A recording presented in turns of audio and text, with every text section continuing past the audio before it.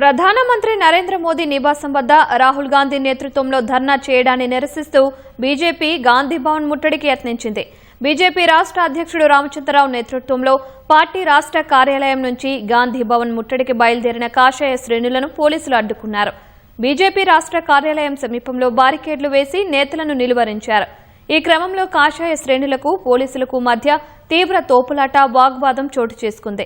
ఎట్టకేలకు బీజేపీ రాష్ట్ర అధ్యక్షుడు రామచంద్రరావుతో పాటు కాషాయ శ్రేణులను అరెస్టు చేసి గోషామహల్ పోలీస్ స్టేషన్కు తరలించారు.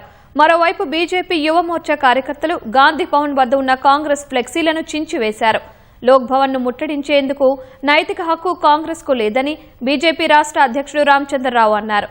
రాహుల్ గాంధీ వ్యవహరించిన తీరు ప్రజాస్వామ్యానికి విరుద్ధంగా ఉందన్నారు.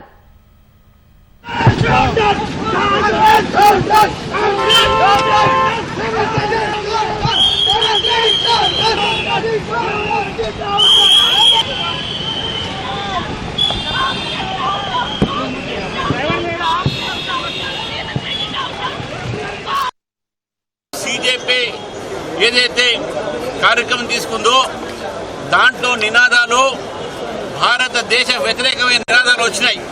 దేశ వ్యతిరేక శక్తులకు ఈ రోజు రాహుల్ గాంధీ సపోర్ట్ చేస్తా ఉన్నారు. కాబట్టి రాహుల్ గాంధీ గారు ప్రజాస్వామ్య వ్యతిరేకంగా ఈ రోజు ప్రధానమంత్రి నివాసం ఎదురుగా చేసినటువంటి ఒక ఏదైతే ప్రొటెస్ట్ చేస్తుందో కేవలం డ్రామా మాత్రమే.